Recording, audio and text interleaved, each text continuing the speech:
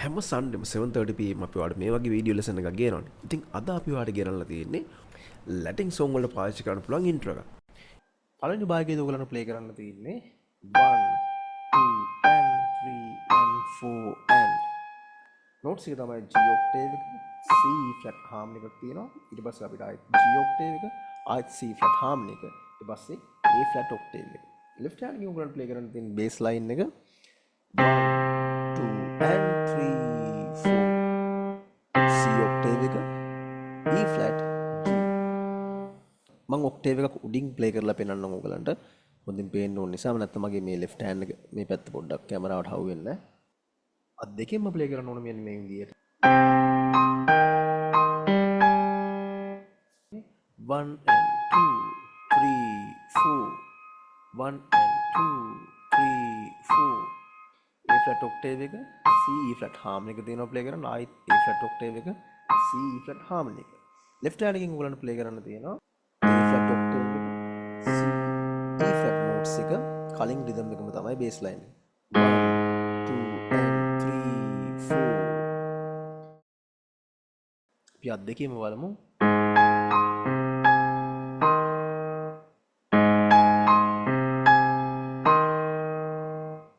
තුන්වෙනි භාගයේදී උගලන්න ප්ලේ කරන්න තියෙන්නේ 1 2 and 3 and 4 and G octave එක B flat harmony එක I G octave එක G flat octave එක I F octave එක 1 2 and 3 and 4 and left hand එකේදී උගලන්න ප්ලේ කරන්න තියෙන්නේ E flat major chord එක. ඒකට ඒක ප්ලේ වෙන්න ඕනේ.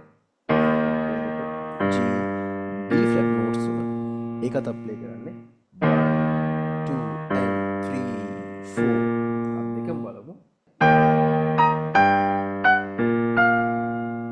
fourth භාගය ඔයගොල්ලන් ප්ලේ කරන්න තියෙන්නේ අර විදියම තමයි 1 and 2 3 4 left hand එකෙන් ප්ලේ කරන්න තියෙන්නේ ඔයගොල්ලන්ට B flat D F same rhythm එක 1 2 and 3 4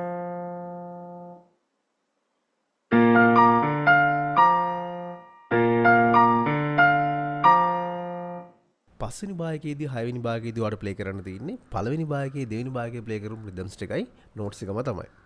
හත්වෙනි භාගයේ රයිට් හෑන්ඩ් එක ප්ලේ කරන්න තියෙන පළවෙනි භාගයේ ප්ලේ කරපු රිද්ම් එකම තමයි 1 2 and 3 and 4 and නෝට්ස් එක තමයි G octave එක ඊට පස්සේ B flat E flat harmony එක I G octave එක ඊට පස්සේ G flat octave එක ඊට පස්සේ F D F මෙන්න මේ නෝට්ස් තුන අපි 4 and එකේ harmony එකක් විදිහට ප්ලේ කරනවා. ඊට අනික වට ප්ලේ කරන්න තියෙනවා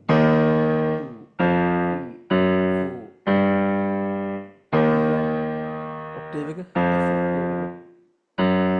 octave එක දෙකෙන් බලමු.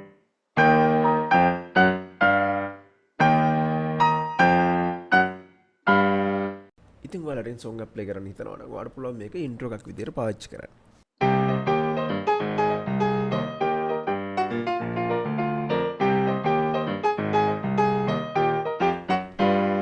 ඉතින් අපි තවත් මේ වගේ වීඩියෝ එකකින් ලබන සතියේ 7 මාර්ට හම්බෙමු.